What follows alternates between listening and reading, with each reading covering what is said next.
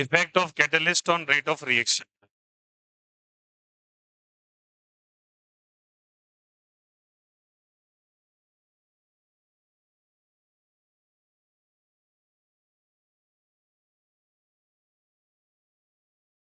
Effect of catalyst on rate of reaction. ठीक है, लिखिएगा, स्टार मार्क करके लिखो. In presence of catalyst, in presence of catalyst, in presence of catalyst,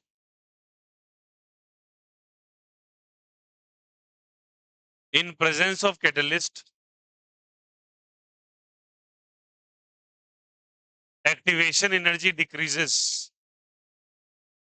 In presence of catalyst, activation energy decreases. Activation energy decreases. In presence of catalyst, activation energy decreases, which increases. Activation energy decreases, which increases the rate of reaction. Which increases the rate of reaction. Which increases the rate of reaction. Which increases the rate of reaction.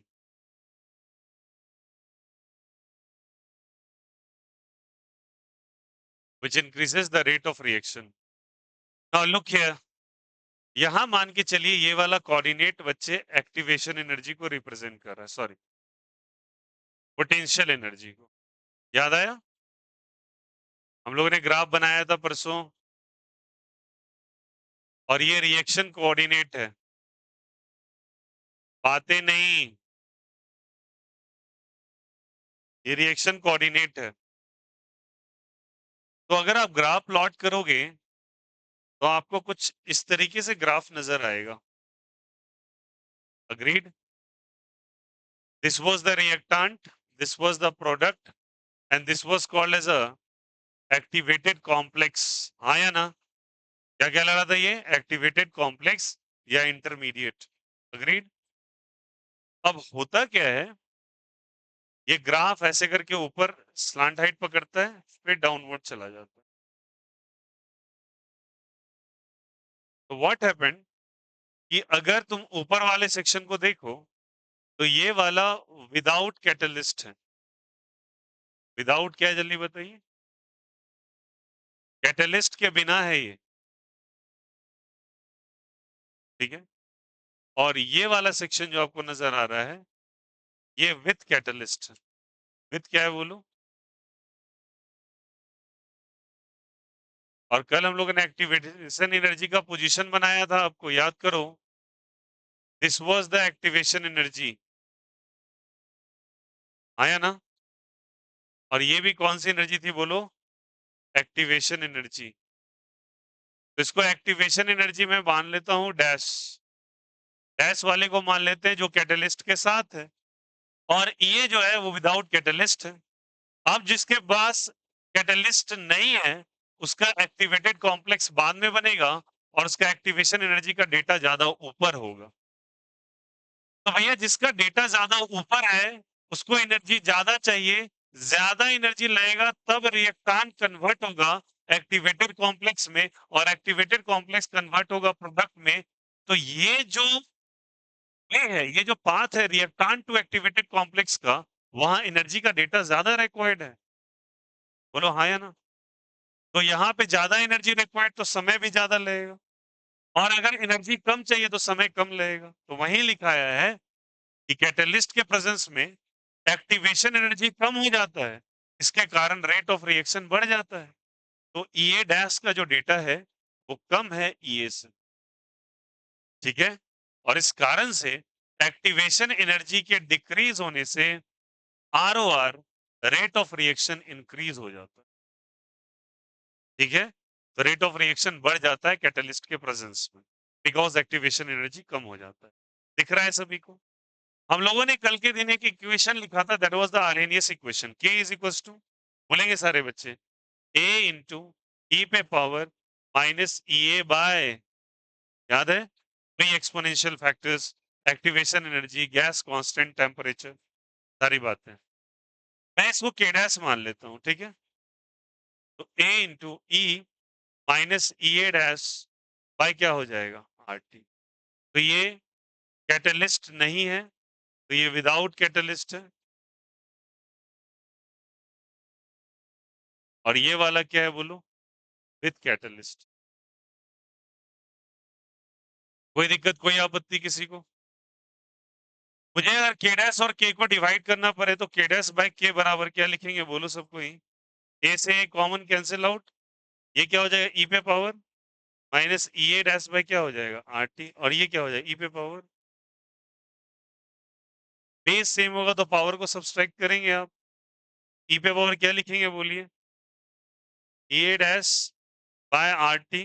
और minus minus plus हो जाएगा ये, तो plus E A bye क्या हो जाएगा? Common क्या होगा दोनों से? RT कॉमन हो जाएगा।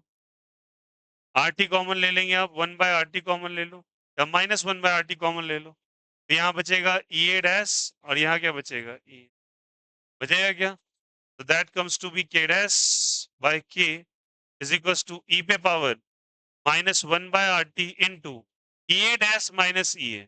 ठीक है, इसको लिख सकते हैं डेल्टा ई ए, लिख सकते हैं क्या? तो फर्दर ये आ जाएगा e पे power minus delta E A bye क्या हो जाएगा? RT। तो k डैश बराबर क्या होगा? k इंटू क्या लिखेंगे बोलो?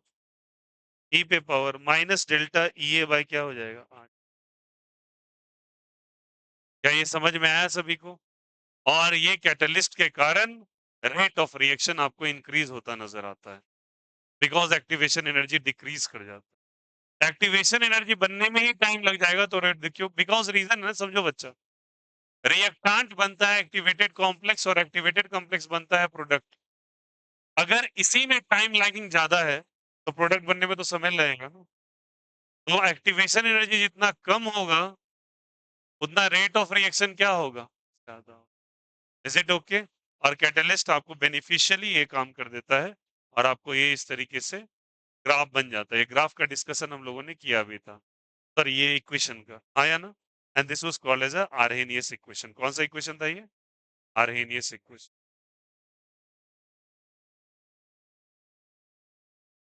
इनका पिछला लेक्चर छूटा है भैया, अपलोडेड है, प्लीज जाके कंप्लीट करेंगे अपना लेक्चर। और अगर आप नहीं आ पाते किसी कारण बस, ये आपकी मोरल ड्यूटी कि भैया कंप्लीट भी करते रहे उसको। ये नहीं कि फिर आप परेशान हो रहे हैं क्लास के अंदर, ये ध्यान रखिए। Is it okay? सबको समझ में आया? ये हो गया एक्टिवेटेड कॉम्प्लेक्स का। कॉपी करो, नोट डाउन।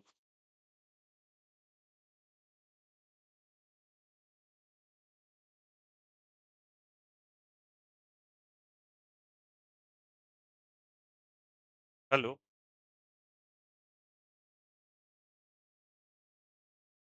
ऑर्डर वाले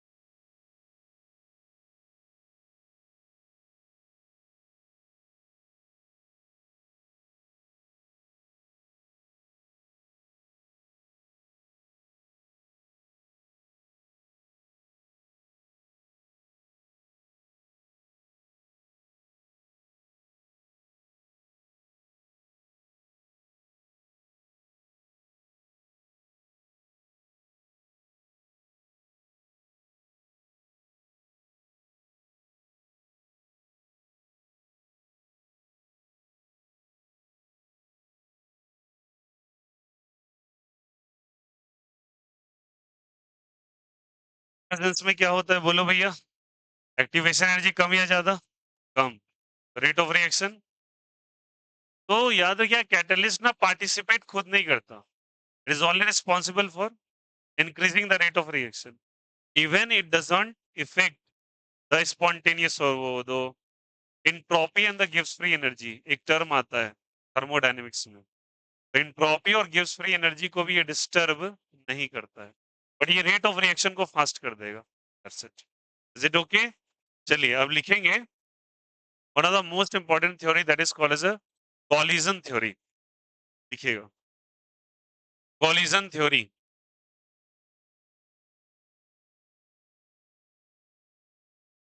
कॉलिजन थ्योरी लिखिएगा।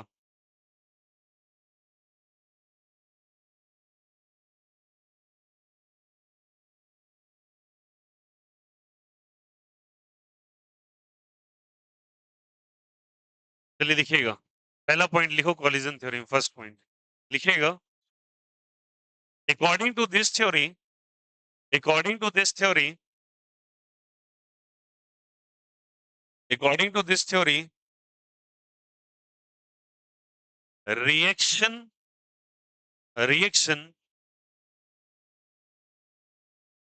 only take place in the case, reaction only take place in the case, only take place in the case, only take place in the case, in the case when, when,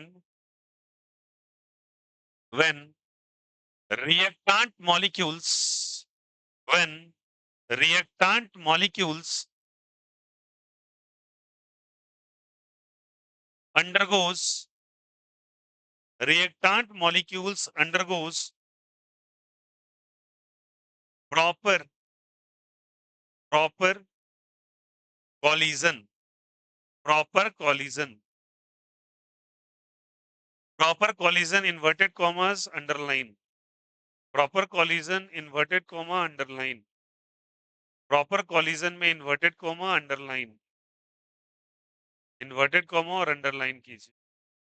अब second लिखिएगा collision frequency, second लिखिएगा collision frequency, second point collision frequency, collision frequency, bracket में डालिए Z, bracket में डालिए capital Z, लिखिएगा number of reactant molecules, number of reactant molecules, number of reactant molecules, reactant molecules colliding per unit time, colliding per unit time, number of reactant molecules colliding per unit time, per unit time, per unit volume, reactant molecules colliding per unit time, per unit volume, per unit time, per unit volume in a given reaction mixture, in a given reaction mixture, in a given reaction mixture, reaction mixture is called as collision frequency. In a given reaction mixture is called as collision frequency. In a given reaction mixture is called as collision frequency. In a given reaction mixture is called as collision frequency. Is called as collision frequency. देखा, जो reactant molecule collide कर रहे हैं per unit time per unit volume में, एक given volume के अंदर given time interval में कितने मॉलिक्यूल्स कोलाइड कर रहे हैं, उसको कॉलिजन फ्रीक्वेंसी कहते हैं। क्या कहते हैं? कॉलिजन। इस टर्म का इस्तेमाल क्यों ही हुआ है आगे चल के समझेंगे। लिखेगा फिर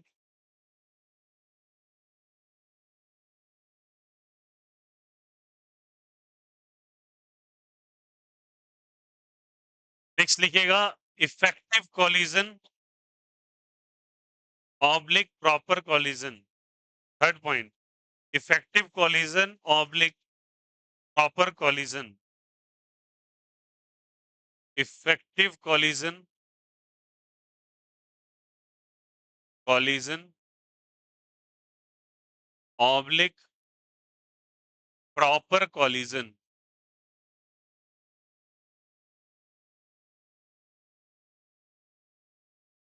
देखिएगा, the number of collision which take place, the number of collision which take place with sufficient energy, number of collision which take place with sufficient energy, sufficient energy bracket में लिखेगा ग्रेटर देन एक्टिवेशन एनर्जी, ऐसे करके sufficient energy greater than activation energy, greater than activation energy and proper orientation, and proper orientation, and proper orientation, sufficient energy bracket में greater than activation energy and proper orientation, and proper orientation is called as effective collision, is called as effective collision, is called as effective collision,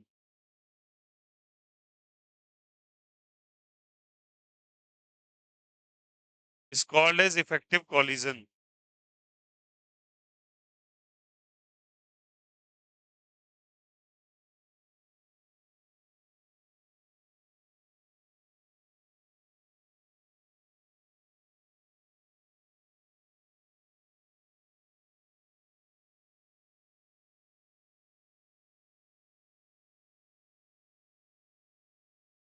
चलिए इस बात को थोड़ा समझें।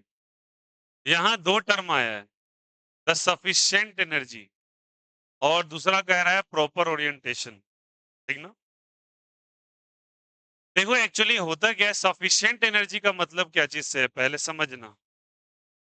Sufficient energy का meaning समझो,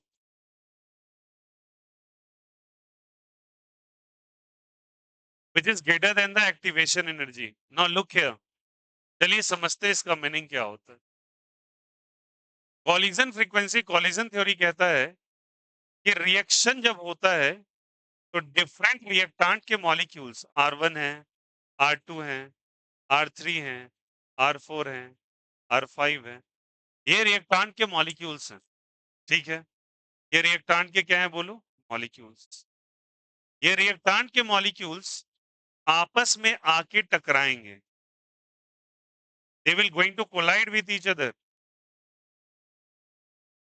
they will going to collide with each other. अब जब कभी इनके बीच में कॉलिजन होगा तो कॉलिजन को दो चीजें की रिक्वायरमेंट है, एक तो सफिशिएंट एनर्जी होनी चाहिए जो कि ग्रेटर देन एक्टिवेशन एनर्जी होना चाहिए, और दूसरा उसका ओरिएंटेशन प्रॉपर होना चाहिए। अभी इसके बारे में चर्चा करेंगे बाद में, पहले सफिशिएंट एनर्जी का मतलब समझो। सफिशिएंट एनर्जी उस एनर्जी को कहा जाता है, ऐसा एनर्जी होना चाहिए टकराने के बाद इतनी एनर्जी आनी चाहिए जो एक्टिवेशन एनर्जी को क्रॉस कर जाए, या दूसरे शब्दों में ये सफिशिएंट एनर्जी उन्हें कहते हैं जिस एनर्जी का वैल्यू एनर्जी बैरियर के ऊपर होता है। अब ये एनर्जी बैरियर क्या है? बैरियर का मतलब होता है एक तरीके का ढाल का खड़ा होना, एक तरह के बैरिकेड का खड़ा होना, एक तरीके का हर्डल का खड़ा होना। उसको जब तक आप क्रॉस नहीं करेंगे रिएक्शन होगा नहीं। Energy barrier term actually activation energy के लिए इस्तेमाल किया गया है।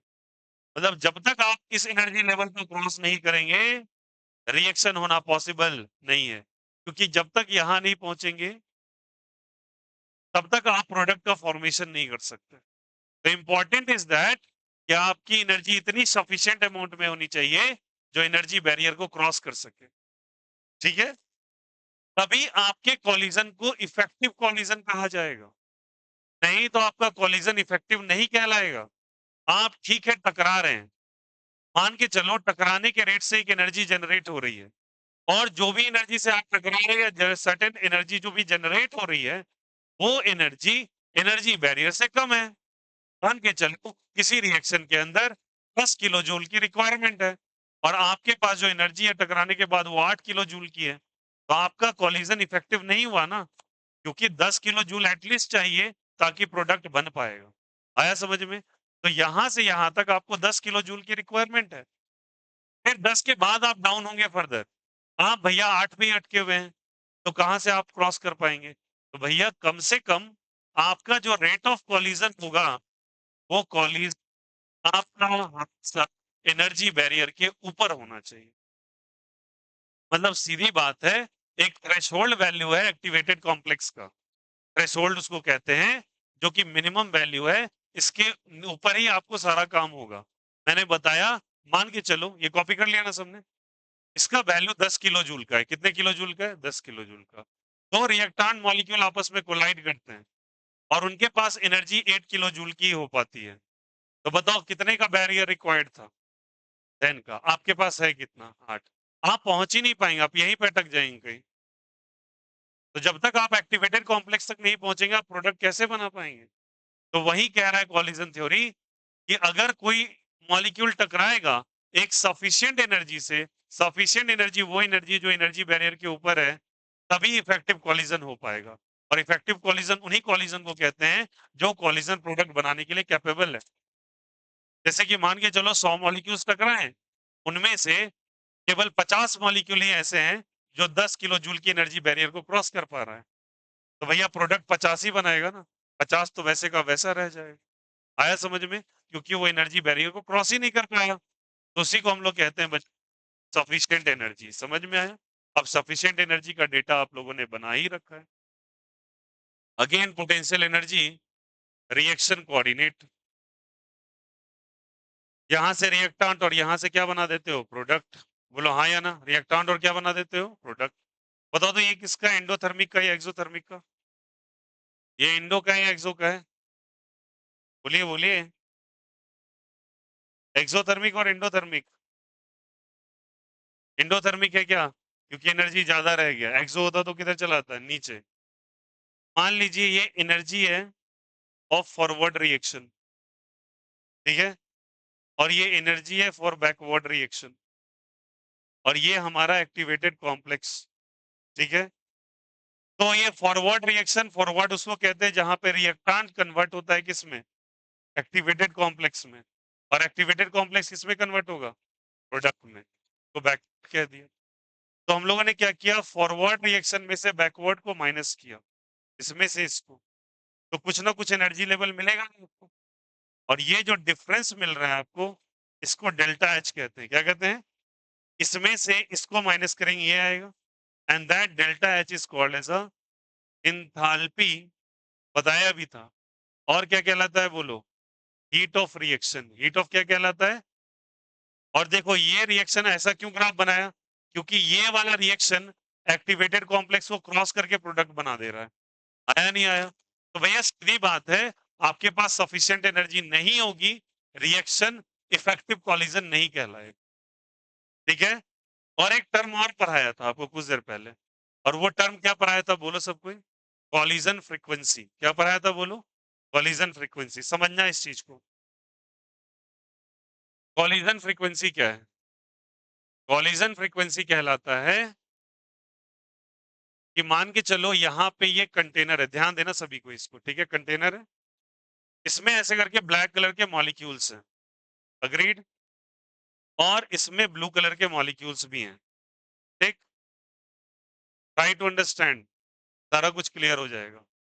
ये ब्लैक वाला मॉलिक्यूल्स ब्लैक से टकरा रहा है, ठीक है, और ब्लू वाले को ब्लू वाले से आप टकरा दो, ठीक है। तो कॉलिजन्स हो रहे हैं ना। तो मान लो इस कंटेनर, ये जार का जो वॉल्यूम है वो 1 मीटर क्यूब का है। कितने मीटर क्यूब का? ठीक है। और समय बीता 1 सेकेंड। कितना सेकेंड? 1 सेकेंड। मान लेते हैं ऐसे ऐसे 100 कॉलिजन्स हुए। कितने कॉलिजन हुए?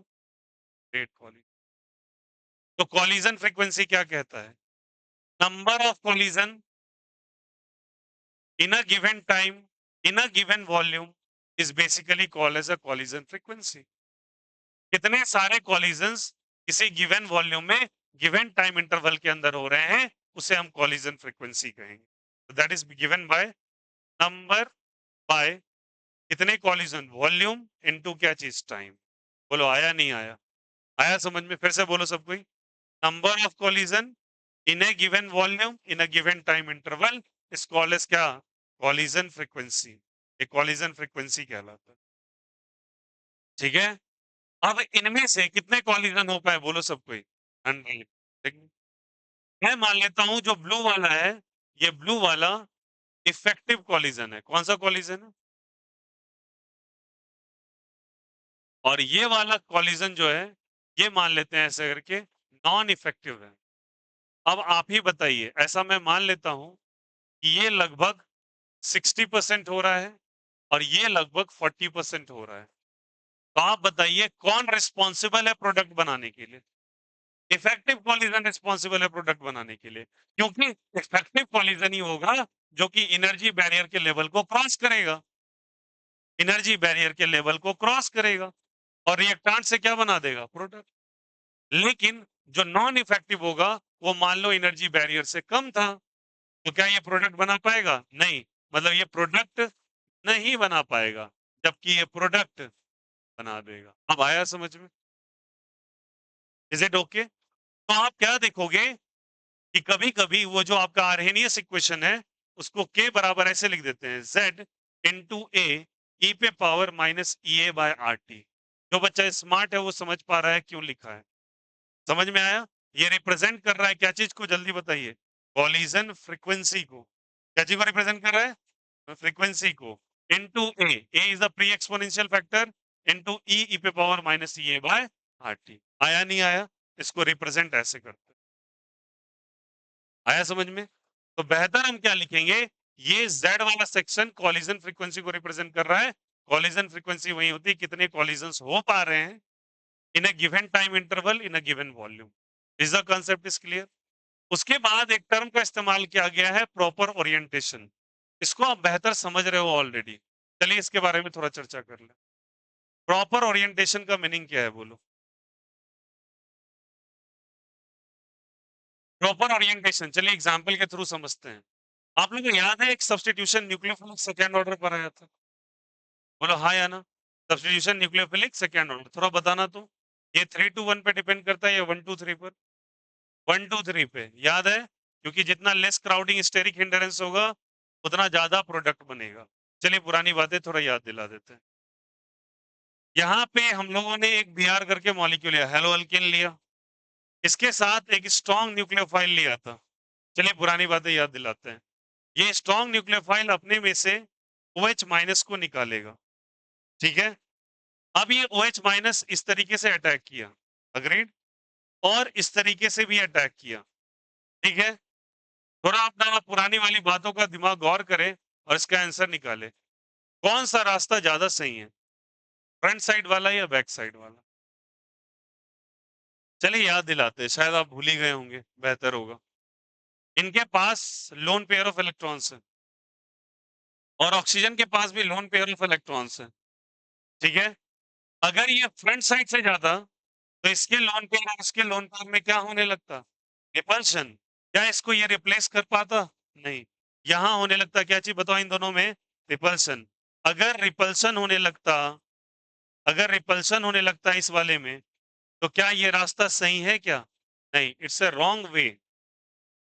कॉलिजन हो रहा है OH में और CH3Br में कॉलिजन हो रहा है, बट ये कॉलिजन का रास्ता सही अटैक कहां से करेगा? करेगा और बैक साइड से करेगा ताकि इसको रिप्लेस कर दे। और SN2 में इन्वर्जन ऑफ कॉन्फ़िगरेशन होता था, जहां पे कॉन्फ़िगरेशन पलट जाता था। अगर ये राइट साइड से लिंक है तो पीछे से जाके लेफ्ट साइड से लिंक होता था। तो ये रास्ता सही था। तो एक बात बताओ, OH और इसके बीच में कॉलिजन हो रहा है, तो आप किसको कहेंगे? ओरिएंटेशन का मतलब होता है एक तरीके का, ओरिएंटेशन का मतलब अरेंजमेंट। ठीक ना? तो बताइए कौन सा अरेंजमेंट ज्यादा सही होगा, कौन सा अटैकिंग पोजीशन ज्यादा सही होगा? बैक साइड वाला ज्यादा सही है फ्रंट साइड से? बोलो हाँ या ना? और ये बैक साइड वाला इसलिए सही है क्योंकि ये OH इसको रिप्लेस कर देगा और बनने वाला प्रोडक्ट बन जाएगा CH3 और OH बनेगा। तो दिस इज द वे जहां पे ये सही रास्ते से जाके मॉलिक्यूल को अटैक किया। This term is called as a proper.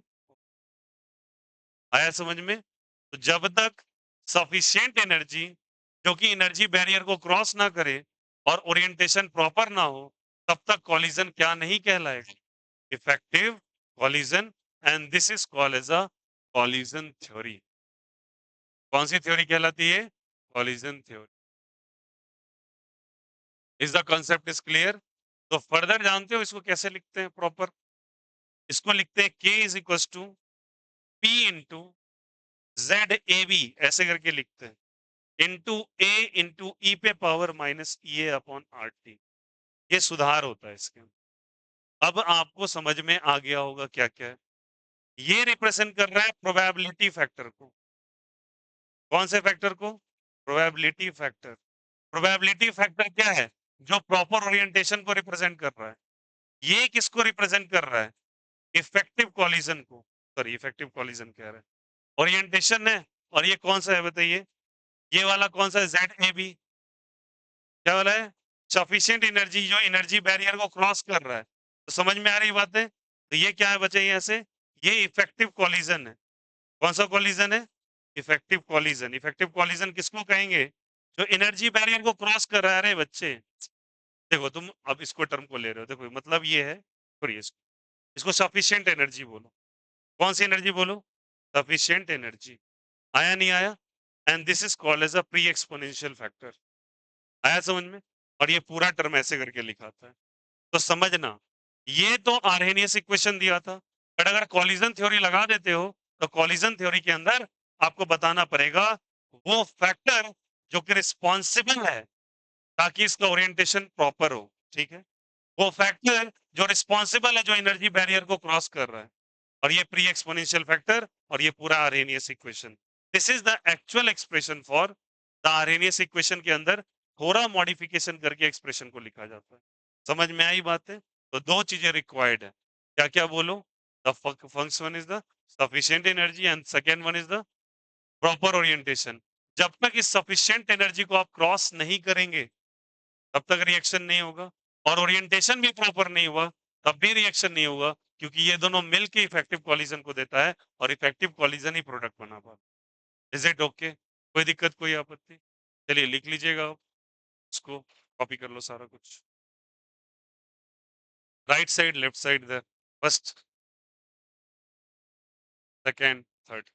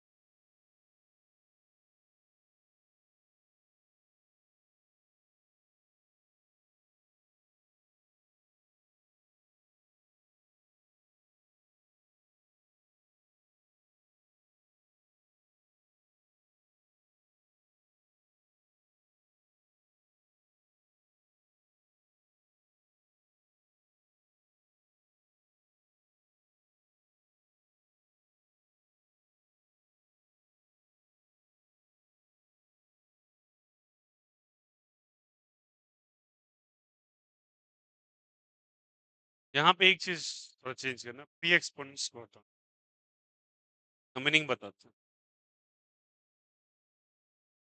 अब z into this, p into Z भी करो।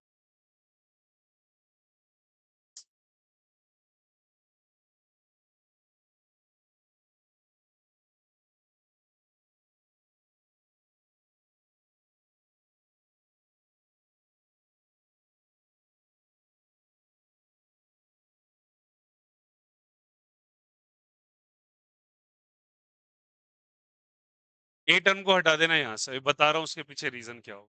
ये दोनों की जगह पे ये करेंगे।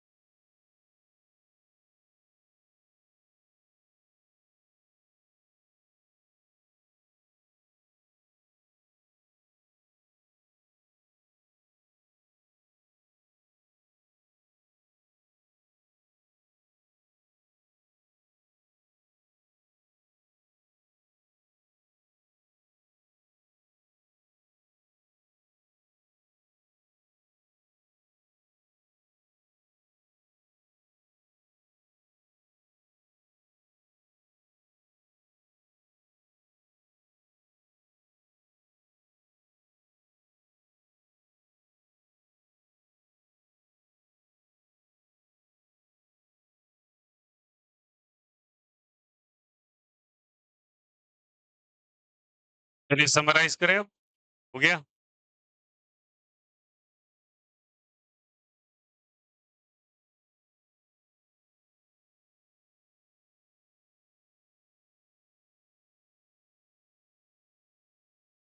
चलिए शुरू से क्या था? स्टार्ट करते हैं। हो गया सबका इधर?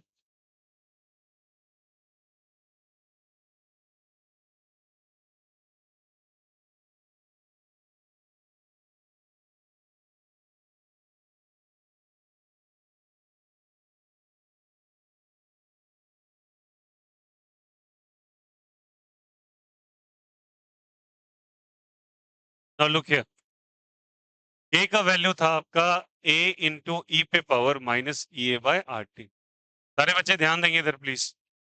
This was called as Arrhenius equation. ये कौन सा इक्वेशन था? आर्हेनियस। अग्रीड? फर्दर मैंने इसको चेंज किया, k is equal to z into E पे power minus E A by R T. Okay, further इसको चेंज किया, k is equal to p into z into E पे power minus E A by. ठीक है, और z के साथ मैंने यहां पे लगा दिया ए बी टर्म। क्या लगा दिया? ये फाइनल एक्सप्रेशन मेरा निकला, और ये शुरू में पढ़े थे हम, हाँ या ना? अग्री करते हो? ये रिप्रेजेंट करता है प्रॉपर ओरिएंटेशन को। प्रॉपर क्या चीज को? ओरिएंटेशन को। और ये रिप्रेजेंट कर रहा है effective, sorry, collision which crosses energy barrier. समझ में आया? ये कौन से कॉलिजन को कर रहा है बोलो यहां से? वो कॉलिजन, वो 60% जो कि एनर्जी बैरियर को क्रॉस कर रहा है। ठीक है, अब लुक है, सारे बच्चे ध्यान देना, ये दोनों टर्म इसी की जगह पे तो आया ना? और इसको हम लोग क्या कह रहे थे बोलो सब कोई? Pre exponential factor. और भी कुछ कह रहे थे क्या? और भी कुछ कह रहे थे क्या? Arrhenius constant. क्या कह रहे थे बोलो? कांस्टेंट। इसमें कई बार सवाल आपको पूछे गए हैं। ठीक है, तो actually P into Z A B term A की जगह ही तो आया है, तो A बराबर हम आराम से लिख सकते हैं P into Z A B. हाँ या ना? कोई दिक्कत यहां से? एक्चुअली ए दो चीज से बना है, proper orientation and collision which crosses. कौन सा जल्दी बताइए? एनर्जी बैरियर को जो क्रॉस करेगा, मतलब ग्रेटर देन एक्टिवेशन एनर्जी होगा, उसी को ये रिप्रेजेंट करता है। ठीक है, अब ये जब लिखा आपने तो क्या मैं लिख सकता हूं? सारे बच्चे बताना यहाँ पे, a by P is equal to Z A B. A by P is equal to क्या चीज लिखेंगे जल्दी बताइए? जेड ए बी लिख सकते हैं। A by P is equal to क्या लिख सकते हैं? Z A B. अब यहाँ पे याद रखिएगा, जो ये टर्म ए है, ये टर्म जो ए है, ठीक है, अब ये प्रोबेबिलिटी फैक्टर है, और ये Z A be effective collision. तो याद रखिएगा, ये जो ए टर्म है ना, ए का आपसे पूछेगा यूनिट क्या होता है, थोड़ा दिमाग लगाना। ए का यूनिट क्या है आपसे पूछेगा। ठीक है, तो जेड तो इफेक्टिव कॉलिजन है, और ये प्रॉपर ओरिएंटेशन एक फैक्टर है, एक नंबर है ये। ठीक है, तो इसका आपको यूनिट पूछेगा क्या है, सॉरी ए का यूनिट क्या है, तो गौर कीजिएगा सभी कोई। लिखा है के बराबर ए इंटू ई पे power minus E A by R T. Agreed? बोलो हाँ या ना? थोड़ा इस वाले टर्म पे गौर कीजिए, तो ये वाला टर्म बच्चा एक खुद में नंबर है। हाँ या ना? ये खुद में क्या है बोलो? एक किसी चीज पे कोई पावर चढ़ा दो, नंबर ही रहेगा ना, बिकॉज ये लगभग 2.6 के अप्रॉक्स होता है, और इस नंबर के ऊपर एक नंबर आएगा, तो नंबर का एक वर्ड जल्दी बताइए, नंबर। और नंबर क्या होता है बताइए? यूनिटलेस होता है, यूनिटफुल होता है? यूनिटलेस। नंबर है, यूनिट ही नहीं है। तो जो के का यूनिट है वही किसका यूनिट है? ए का। तो ए का यूनिट उतना ही होगा, sorry, unit of A is equals to unit of क्या चीज? के। अब के का यूनिट उतना होगा जो ऑर्डर ऑफ रिएक्शन है, जो क्या है जल्दी बताओ? बोलो हाँ या ना? के का हम लोगों ने अलग अलग लिखा था ना, जैसे मुझे फर्स्ट ऑर्डर के लिए चाहिए, तो क्या था यूनिट बोलो यहां से? क्या था बोलो? फर्स्ट ऑर्डर के लिए क्या था बोलो? Second inverse. बोलो हाँ या ना? जीरो के लिए क्या था? मोल पर लीटर पर सेकेंड। बोलो आया नहीं आया? तो ए का वही यूनिट होगा जो किसका यूनिट होगा? के का। और जो के है वही बराबर, जो ए है वो बराबर होगा पी इंटू क्या चीज के? जेड ए बी के। P is a proper orientation and ZAB is basically जो कॉलिजन, जो एनर्जी बैरियर को क्या कर जाए, जल्दी बताओ, क्रॉस कर जाए, that is the basic thing. अब आरएनएस का पूरा डेटा समझ में आ गया? किसी को कोई दिक्कत, कोई आपत्ति? एक लॉगरिथम वाला इक्वेशन भी लिखाया था आप लोगों को क्या, जो ग्राफ बनवाए थे कल, पॉजिटिव इंटरसेप्ट निगेटिव स्लोप बनवाया था, स्ट्रेट लाइन कर्व, तो वो भी आपका है। तो ये सारा का सारा टर्म हो गया किसका? आर्हेनियस इक्वेशन का। आई होप सो, समझ सकता हूं यहां तक कोई दिक्कत नहीं हुआ होगा। ठीक है। अब सारे बच्चे एक बात और ध्यान देना, अगर मुझे रिएक्शन कोऑर्डिनेट और number of collision per unit time का एक ग्राफ बनाना पड़े, तो गौर कीजिएगा सभी को। रिएक्शन कोऑर्डिनेट, रिएक्शन कैसे प्रोसीड कर रहा है मैंने बताया था, और ये number of collision per unit time का ग्राफ। तो एक तो आपको ऐसे करके ग्राफ गया, ठीक है। लोग यार ग्राफ को देखिएगा थोड़ा सा, ये एनसीईआरटी वाला ग्राफ है, इसमें थोड़ा सा ध्यान देंगे सभी को, ठीक है। और एक ग्राफ को मैं थोड़ा सा इस तरीके से बना देता हूं। अब ये क्या है? मान लो कि ये टेम्परेचर टी का ग्राफ है, किसका ग्राफ है जल्दी बताओ? टी का। और ये वाला ग्राफ जो ये टी प्लस 10 केल्विन का है,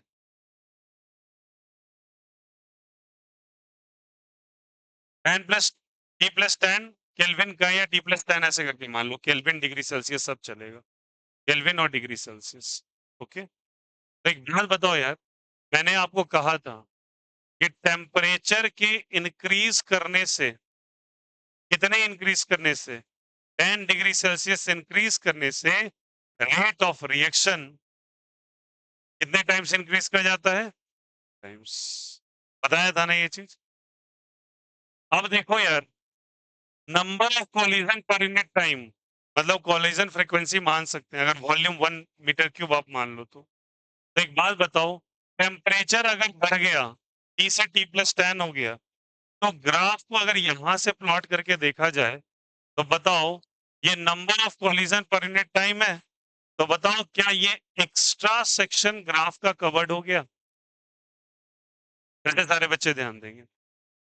मैंने कहा number of collision per unit time, ठीक है, रिएक्शन कोऑर्डिनेट का ग्राफ, तापमान को 10 डिग्री सेल्सियस से बढ़ाया, तो ये वाले जो कोलिजन आपको दिखाई दे रहे हैं, ये जो एक्स्ट्रा मॉलिक्यूल आ गए, नंबर ऑफ मॉलिक्यूल्स को रिप्रेजेंट कर रहा है ये। तो एक्स्ट्रा मॉलिक्यूल कब आए? जब टेम्परेचर कितने से बढ़ गया, क्योंकि टेम्परेचर अगर 10 से बढ़ा दोगे तो रिएक्शन क्या हो जाएगा? 2 टाइम्स बढ़ जाएगा, और रिएक्शन 2 टाइम्स बढ़ जाएगा तो नंबर ऑफ कोलिजन भी इंक्रीज और डिक्रीज? इंक्रीज। तो वही एक्स्ट्रा कोलिजन को ये रिप्रेजेंट कर रहा है, ये सेक्शन।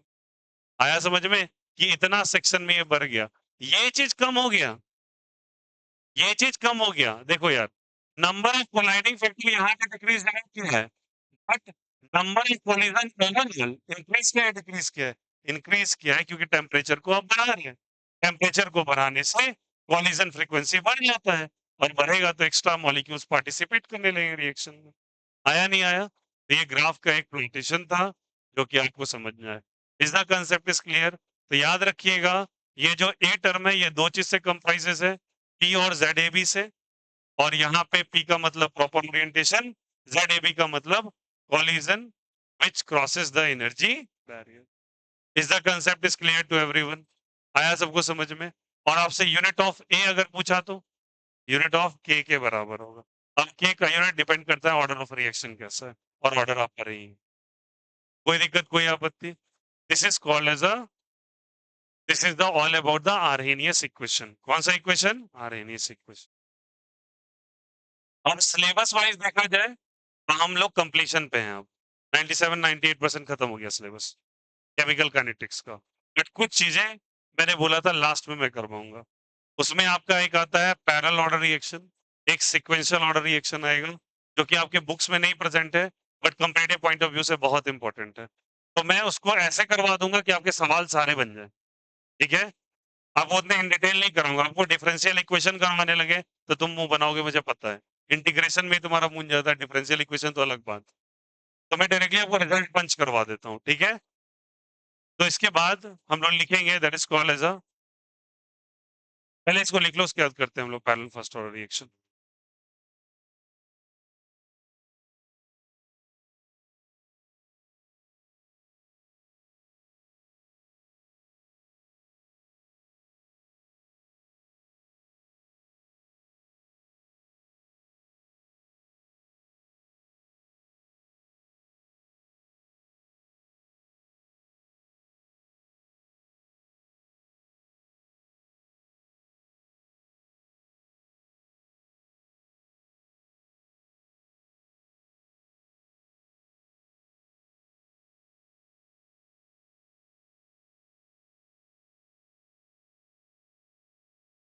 एनसीईआरटी है किसी के पास?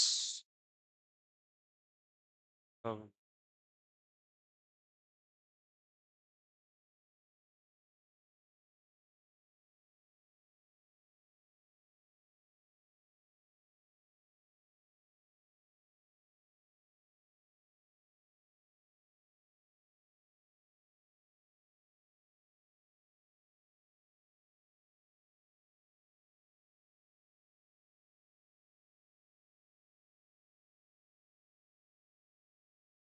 एनसीईआरटी के अकॉर्डिंग आपका चैप्टर समाप्त।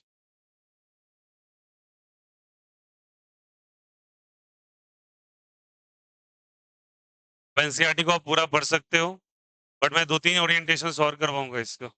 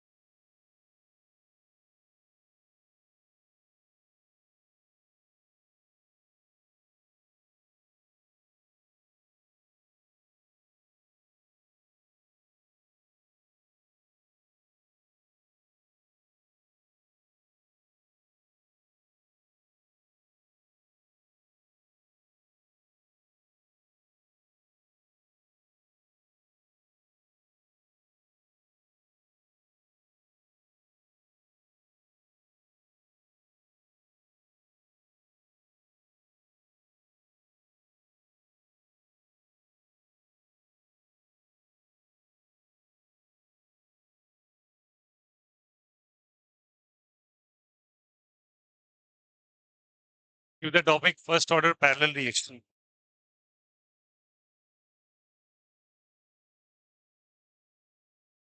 फर्स्ट ऑर्डर पैरेलल रिएक्शन लिखिएगा।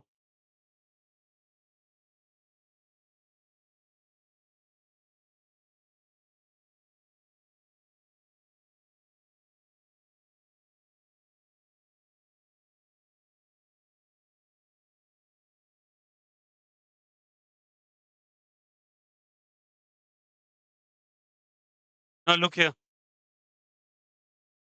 मान के चलो एक रिएक्टेंट है A, okay, that will going to form the two products B and C. ठीक, एक टाइम में ये दो प्रोडक्ट बनाने की कैपेसिटी रखता है। ऐसा रिएक्शन होता है इसके अंदर दो प्रोडक्ट फॉर्मेशन की कैपेसिटी है। अब कैसे दो प्रोडक्ट फॉर्म करेगा भैया? अरे यार याद करो, सीस और ट्रांस छोड़ो, सीस और ट्रांस, रिटेंशन और इन्वर्जन नाम का प्रोडक्ट बनता था SN1 में, तो दोनों तो साइमल्टेनियसली बन रहा ना, आया ना? अब दोनों तो एक साथ बन रहा है, बट दो प्रोडक्ट्स बन रहे हैं ना। रिटेंशन और इन्वर्जन दो अलग अलग ओरिएंटेशन का प्रोडक्ट है, तो इस कारण से दो प्रोडक्ट्स अगर बन रहे हो तो फिर कैसे करेंगे? और फर्स्ट ऑर्डर में पैरेलल रिएक्शन इसी को कहते हैं, जहां एक टाइम पे साइमल्टेनियसली दो प्रोडक्ट का फॉर्मेशन हो रहा है। ठीक है, मान लीजिए इसके लिए रेट कांस्टेंट K1 है, इसके लिए K2 है। यहाँ T हाफ लग रहा है कुछ 1, यहाँ T हाफ लग रहा है कुछ 2। याद है हाफ लाइफ बताया था। इसके लिए एक्टिवेशन एनर्जी 1 है, इसके लिए एक्टिवेशन एनर्जी 2 है। यहाँ प्रोडक्ट बना B और यहाँ प्रोडक्ट क्या बना C, और A रिएक्शन से बन रहा है। तो मान के चलो दो प्रोडक्ट्स का फॉर्मेशन हो रहा है एक साथ। दो प्रोडक्ट का फॉर्मेशन में फिर से कहूंगा, और जब SN1 SN2 पर रहे थे तो SN1 में रेसमाइजेशन नाम का एक टॉपिक आया था। रेसमाइजेशन के अंदर दो प्रोडक्ट का फॉर्मेशन एक साथ हो रहा था, एक फ्रंट अटैक था, एक बैक अटैक था, तो प्रोडक्ट तो दो कहलाएंगे ना, तो दो प्रोडक्ट्स का फॉर्मेशन हो रहा है। अब इसमें कैसे डील करेंगे इसको? तो ट्राई टू अंडरस्टैंड, ये किसका काम कर रहा है, रिएक्टेंट का या प्रोडक्ट का? और ये किसका काम कर रहा है, ये भी प्रोडक्ट है और ये भी प्रोडक्ट है। आप बोलिए, रिएक्टेंट के रिस्पेक्ट में अगर रेट ऑफ रिएक्शन लिखना हो तो माइनस होगा या प्लस होगा? तो minus dA by dt is directly proportional to concentration of A at a time t। बोलो हाँ या ना, लिख सकते हैं। साइन ऑफ प्रोपोर्शनलिटी हटाएंगे तो लिखेंगे dA by dt is equals to K1 plus K2। Why K1 plus K2? दो रेट कांस्टेंट्स हैं, बोलो हाँ या ना, इज इक्वल्स टू क्या हो जाएगा 80। कोई दिक्कत यहां से? तो K1 प्लस K2 और ये क्या हो जाएगा 80। कोई दिक्कत यहां से? अब ये K1 और K2 आया यहाँ पे। अब मुझे बताइएगा, K1 K2 रेट कांस्टेंट है, तो थोड़ा मुझे बताओ, अगर मैं इसको चाहूं तो ऐसे करके लिख सकता हूं, minus dA by dt is equal to K effective into 80। हाँ या ना? K इफेक्टिव ऐसे लिख सकते हैं क्या? तो further K effective can be written as K1 plus K2। K1 plus क्या चीज K2, ठीक है, लिख सकते हैं। अब ये K1 प्लस K2 लिखा रहा है, हम लोग कौन सा ऑर्डर पढ़ रहे हैं बोलो तो? फर्स्ट ऑर्डर में K का वैल्यू कुछ था, याद करो। K का वैल्यू था 0.693 by T half, half life के रिस्पेक्ट में। एक तो और था, क्या था बोलो? 2.303 by T log base 10 A initial by concentration at a time t। ये दोनों था। तो बताओ यहाँ से K का वैल्यू ये भी आ सकता है, तो मुझे K इफेक्टिव लिखना पड़े तो मैं इसको ऐसे करके लिख सकता हूँ 0.693 बाई टी हाफ। बोलो ये सुनो, और इसको क्या लिखेंगे 0.693 by T half for the first reaction. ठीक है, और इसको क्या लिखेंगे बोलो 0.693 बाई टी हाफ और कौन सा रिएक्शन सेकेंड। तीनों से कॉमन क्या आया, क्या कॉमन आया बोलिए? 0.693 कॉमन आ रहा है, तो रिजल्ट आएगा 1 by T half is equal to 1 by T half base में 1, और यहाँ पे 1 बाई टी हाफ बेस में 2। ये इफेक्टिव हाफ लाइफ है पैरेलल ऑर्डर रिएक्शन को।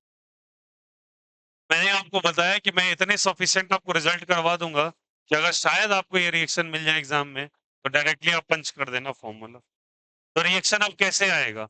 ये एक पैरेलल ऑर्डर रिएक्शन है या फिर बोलेगा एक रिएक्शन है जिसके अंदर दो प्रोडक्ट साइमल्टेनियसली बन रहा है, दोनों का हाफ लाइफ ये दे रखा है, नेट हाफ लाइफ बताइए। डायरेक्ट। और ऐसे क्वेश्चन बहुत सारे आ रखे हैं, कई बार ये रिलेशन ही आपसे पूछा हुआ है। कर लेंगे क्या? चलिए, उसके बाद हम लोगों ने एक एक्सपोनेंशियल टाइम दिया था, याद करो। a इज इक्वल टू, या फिर हाँ, a is equal to A naught E पे पावर माइनस के टी, हाँ या ना? What is that? ये किसके लिए था? रिएक्टांट के रिस्पेक्ट में या प्रोडक्ट के रिस्पेक्ट में? रिएक्टांट के रिस्पेक्ट में। रिएक्टांट डिक्रीज करेगा इंक्रीज करेगा?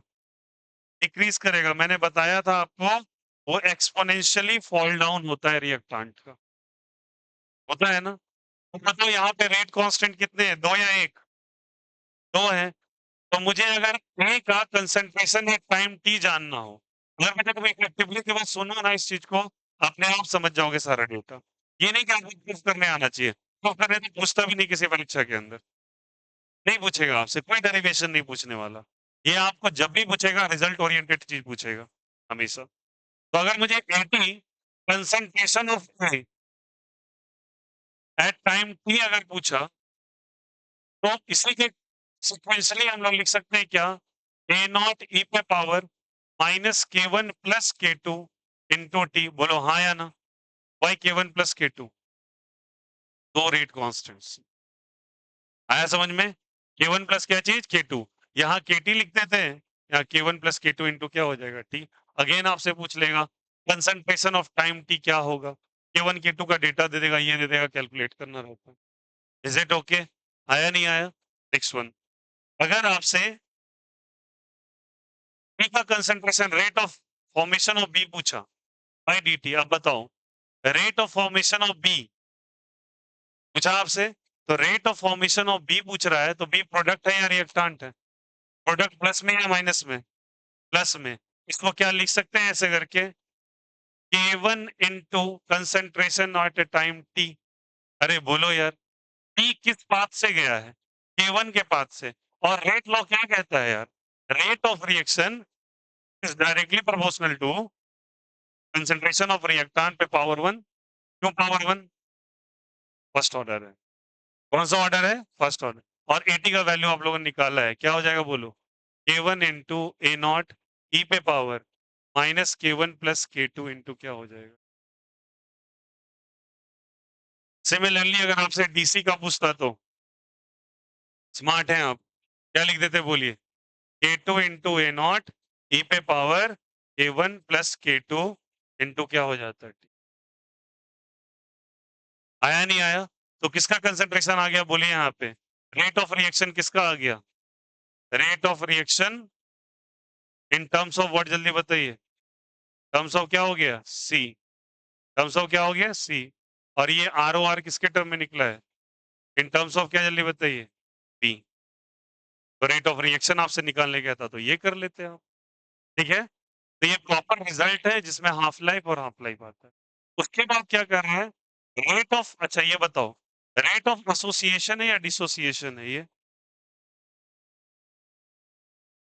रेट ऑफ एसोसिएशन है या डिसोसिएशन? एसोसिएशन है भाई, ये बन रहा है और टूट क्या रहा है? ए। तो ए टूट रही है, बन कौन रहा है? बी। बन रहा है ना? कौन बन रहा है बताइए? बी और सी दोनों बन रहा है। तो ये रेट ऑफ क्या है जल्दी बताइए? एसोसिएशन है। ये भी क्या है? एसोसिएशन। ये किसका है बोलो? बी का। ये किसका है बोलो? सी। भले ये रिजल्ट तुमको बड़े नजर आ रहे हैं, बट ऐसे टिपिकल नहीं है, क्योंकि ऑलरेडी आप लोगों ने ऐसे बहुत सारे एक्सप्रेशंस लिखे हुए हैं। बोलो आया नहीं आया? कोई दिक्कत यहाँ से? उसके बाद आपसे concentration of B and C पूछता है। कंसंट्रेशन ऑफ क्या पूछेगा? B and C. Concentration of B पूछ लेगा कि बी का कंसंट्रेशन निकालो। तो तुमको याद करने का तरीका बताता हूँ। लिखो B1, सॉरी K1 लिखा, बाय लिखो K1 प्लस K2। इसका डेरिवेशन होता है बच्चा, बट मुझे कोई इंटरेस्ट नहीं है डेरिवेशन में बताने के, आप फिर परेशान होंगे। ठीक है, डायरेक्टली आप रिजल्ट पंच करो। ए नॉट लिखोगे, ब्रैकेट लगाओगे, ए नॉट लिख दो डायरेक्टली, यस। ब्रैकेट लगाओगे, वन माइनस लिखोगे यहाँ पे, ठीक है। अब वन माइनस क्यों कर रहे हैं बच्चा? क्योंकि ट्राई टू अंडरस्टैंड, यहाँ पे आप जब कभी रिएक्टेंट का लिखते थे तो ऐसे लिखते थे, और प्रोडक्ट का यही रिएक्शन लिखना होता था। तो मान लीजिए चलो ए से बी बन रहा है, तो ए नॉट 1 माइनस ई पे पावर माइनस के टी लिखते थे, हाँ या ना? देख लेना, ये किसका है बताओ? प्रोडक्ट का। और ये किसका था? रिएक्टेंट का। तो अगर मुझे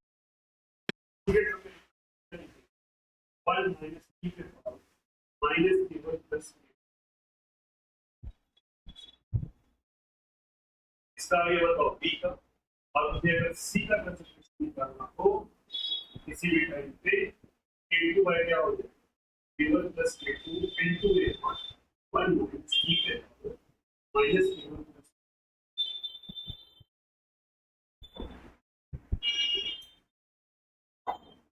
ऐसा होके कैसे निकला है?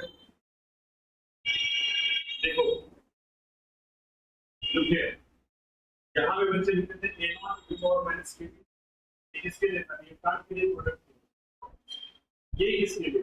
प्रोडक्ट के लिए। तो 1 माइनस ही है, 1 माइनस यहाँ भी तो चल रहा है, हम के की जगह क्या लिख रहे हैं? केवल प्लस के, यहाँ भी दोनों सेम ही है ना, बाहर में ए नॉट, यहाँ भी बाहर में ए नॉट, यहाँ बस यही ना याद रखना है, केवल बाय केवल प्लस के टू होता है यहाँ के2 बाय के, ठीक है? हर एक ट्रांजैक्शन करना, अगर दो प्रोडक्ट बना है बी और सी के कंसंट्रेशन का रेशियो निकालिए, सब कुछ तो कैंसिल आउट हो रहा है, ऊपर बच रहा है केवल और नीचे क्या बच रहा है के2 बाय, बोलो आया नहीं है, और वापस से रिवाइज करा दूंगा पूरा, बट याद रखना this is the final gist of a final order, और एक फाइनल ऑर्डर बहुत कॉम्प्लिकेटेड, एकदम सरली से सॉल्व, ठीक है? और फाइनली रिजल्ट ही पंच कर, मैंने देखो अपने पढ़ाने के एक्सपीरियंस में कह सकता हूँ, मैं 2 से 3 बैच के पूरा करवाया हूँ, but end of the day it is not going to be होता कुछ नहीं है, डिफरेंशियल इक्वेशन एक बीच में इस्तेमाल होता है, उसके अंदर ई का एक फैक्टर आता है, वहीं से बच्चे का फेस बनना चालू, मुझे कोई इंटरेस्ट नहीं है फाइनली जब रिजल्ट ही पंच करना है तो रिजल्ट को थोड़ा देर दीजिए आप, और सवाल तो बन ही जाते हैं, 98 क्या 100% सवाल बन ही जाते हैं, जो पूछता है कि उसको पता है ज्यादा गणित पूछा नहीं, तो मैं एक बार आईटी का पेपर भी दिख रहा है उसमें मैथ्स नहीं, भाई वो केमिस्ट्री पूछता है आपसे, तो मैथ्स से क्या मतलब? अब ये ई का फैक्टर जो होता है, अब एक रिजल्ट आता है उसको बोलते हैं ई के फैक्टर भी लिखते हो, और ई ऐसे करके देते हैं ई पे और एफएक्स इनटू डीएक्स का इंटीग्रेशन का, अब ये थोड़ा सा कॉम्प्लिकेटेड पड़ेगा, डिफरेंशियल इक्वेशन का एक रिजल्ट, तो बच्चे मैथ्स पढ़ेंगे तो पता कुछ दिन के बाद डिफरेंशियल इक्वेशन आएगा, इंटीग्रेशन खत्म होने के बाद और पता चलेगा, ठीक है? इसको आईएफ कहते हैं, इंटीग्रेटेड, बहुत सारे कंसेप्ट होते हैं, ओके? कोई इधर कोई आपत्ति यहाँ तक? बोलो यार, हम सब लोग लास्ट फाइनल ये दिक्कत समझ आएगा सबको? अगर आपको परसेंटेज ऑफ परसेंटेज ऑफ क्या पूछ लिया भी, आप देखो लाइफ में कभी तुम अच्छे बुक्स भी पढ़ोगे, कभी तो तुमको नोट्स के अगर आप परसेंटेज ऑफ बी जानना चाहते तो परसेंटेज ऑफ बी जानने के लिए कुछ नहीं करना, what is the value of B, B का क्या वैल्यू है? K one by K one plus multiply K one by K one plus K two into 3%, और अगर परसेंटेज ऑफ सी अगर आप किया K two by K one plus K into कितना percent, this is all about value किसी भी ट्रांजिशन का, even I am challenging for the वहां भी नहीं सिर्फ ठीक है, इसका एक सीक्वेंशियल ऑर्डर आता है, वो याद रखो, लेकिन रिजल्ट को अच्छे से स्टार्ट करते हैं।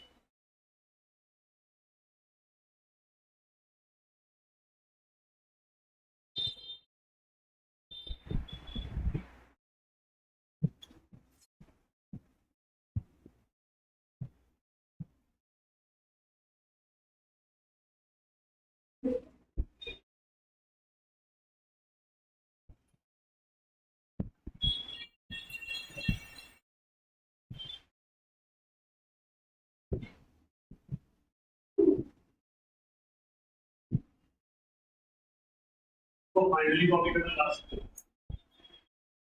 लास्ट कॉपी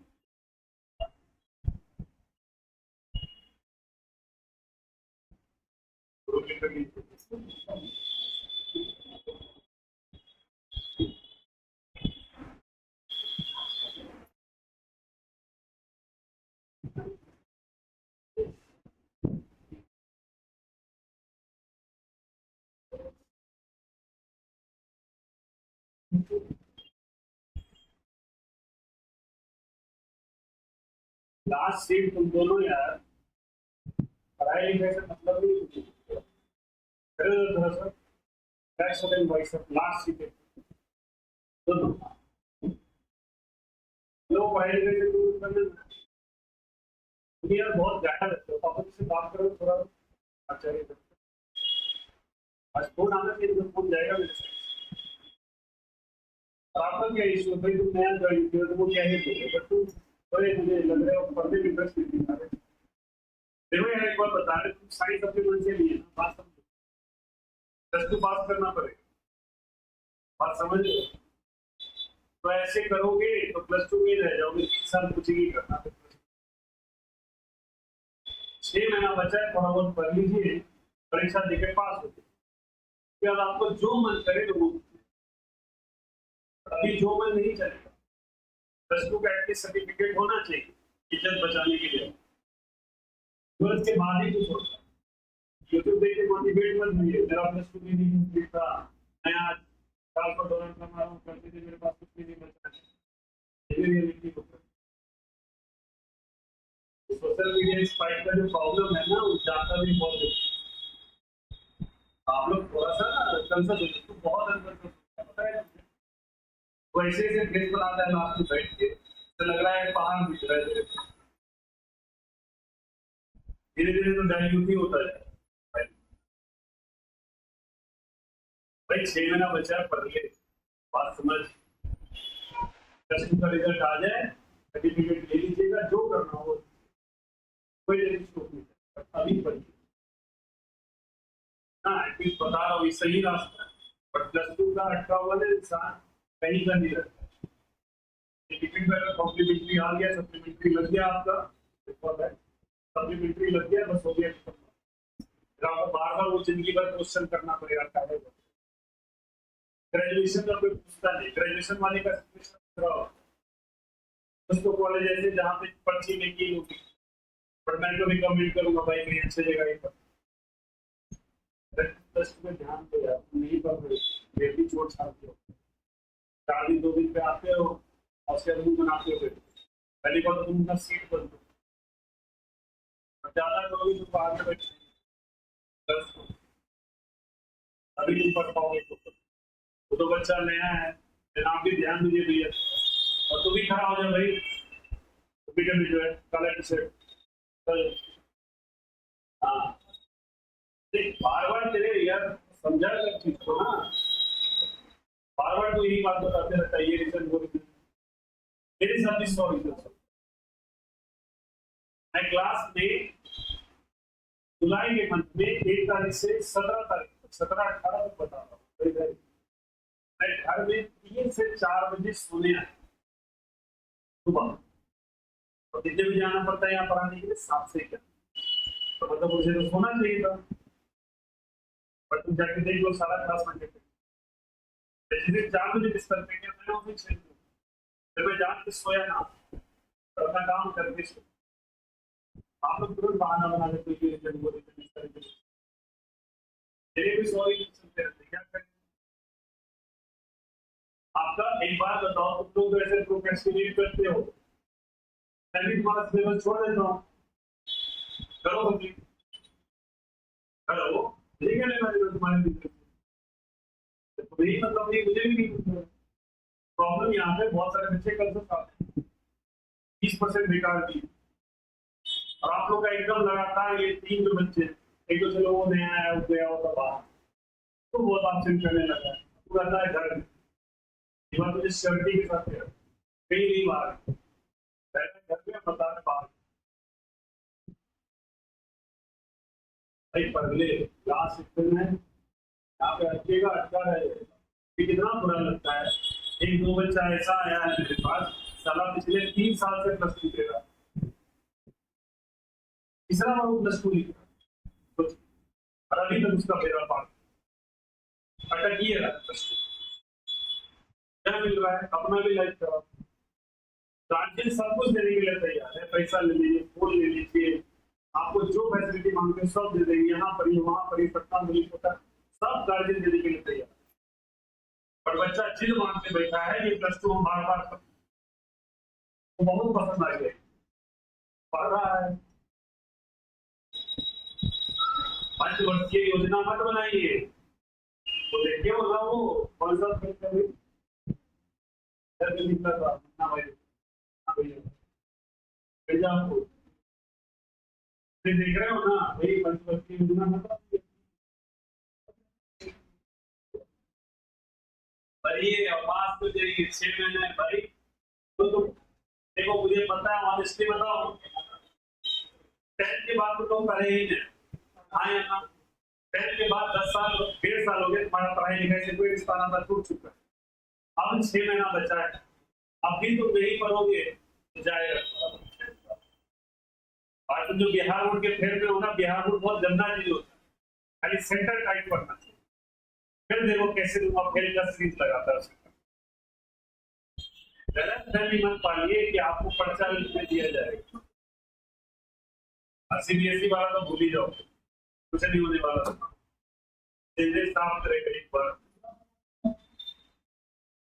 हाँ ठीक है, तो अच्छा है ना, करके सेटिंग दिखा देगा। बैठ जाइए और पढ़िए भैया, बना से कोई फायदा नहीं, बनाते रहते बैठ।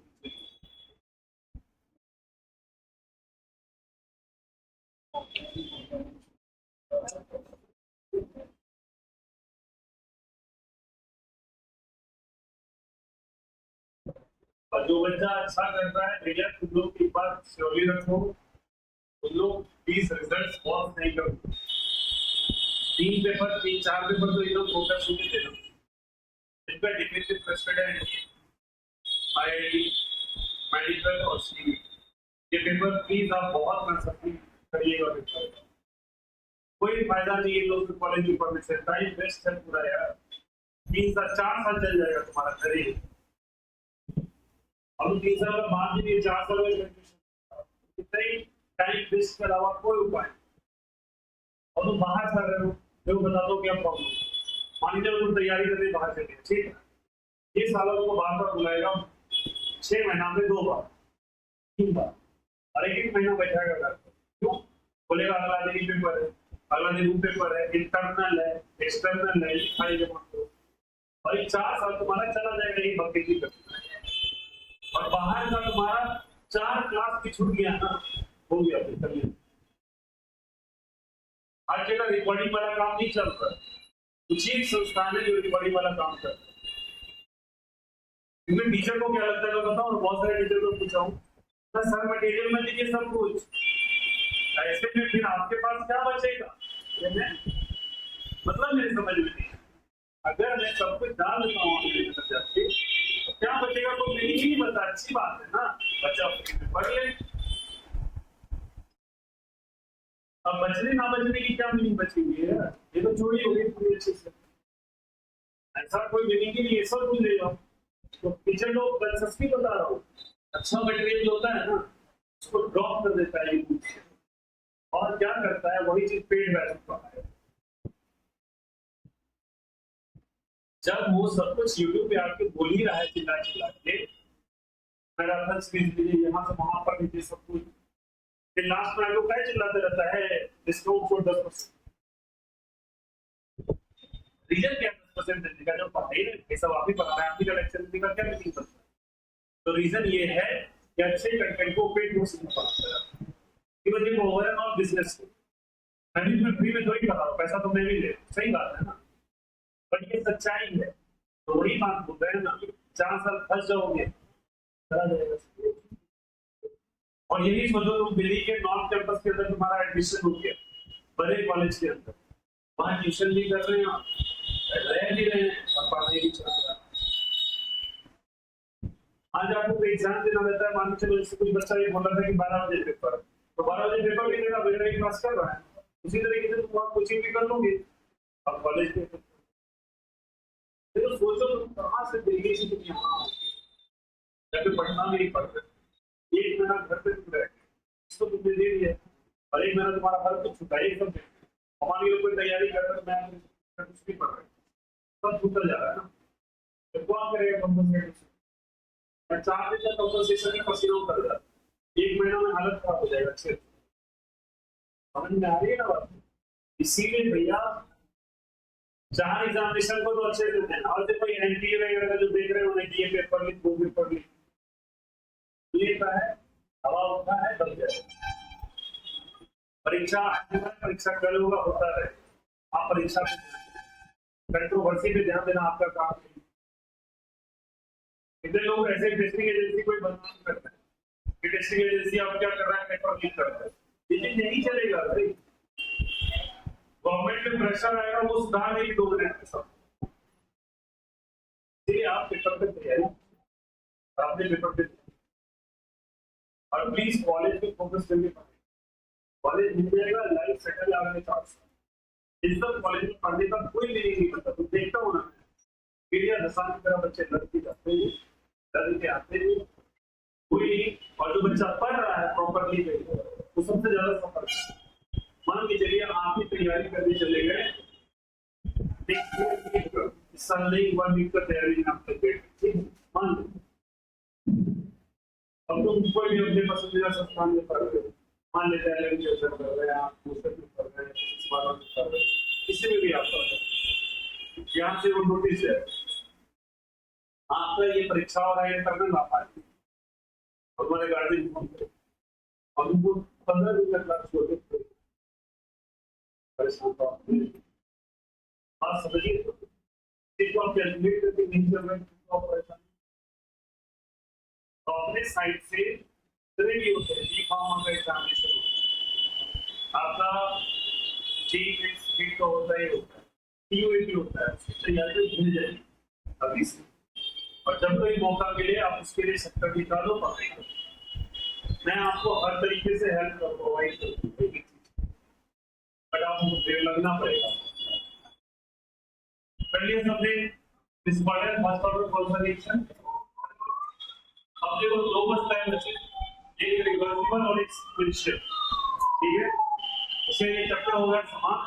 अब आपका काम है एनसीईआरटी पूरा करते, एनसीईआरटी बेसिस पे आपका केमिकल प्रैक्टिस, ठीक है, बट वो मैं और पढ़ाऊंगा, कुछ चीजें और बची हुई करवाऊंगा, ठीक है। उसके बाद आप ये कंप्लीट कर लेना, एक्सरसाइज मत करना, इन टेक्स्ट के जितने सॉल्व सवाल है एनसीईआरटी के पूरे बना दे, और सो मैक्सिमम हमारा ज्यादा से ज्यादा 15 मिनट जाएगा दोनों को पढ़ाने, फिर रिजल्ट नहीं, ठीक है। उसके बाद मैं डायरेक्टली कराऊंगा क्वेश्चन, सबसे पहले मैं एनसीईआरटी सॉल्व करूंगा, ठीक है। एनसीईआरटी लेके आइएगा, एनसीईआरटी पूरा करेंगे क्लास, एक्सरसाइज इंटेंट आप करके, ठीक है। चलो बाय, टेक केयर, परीक्षा कब तक है भाई? कल बस।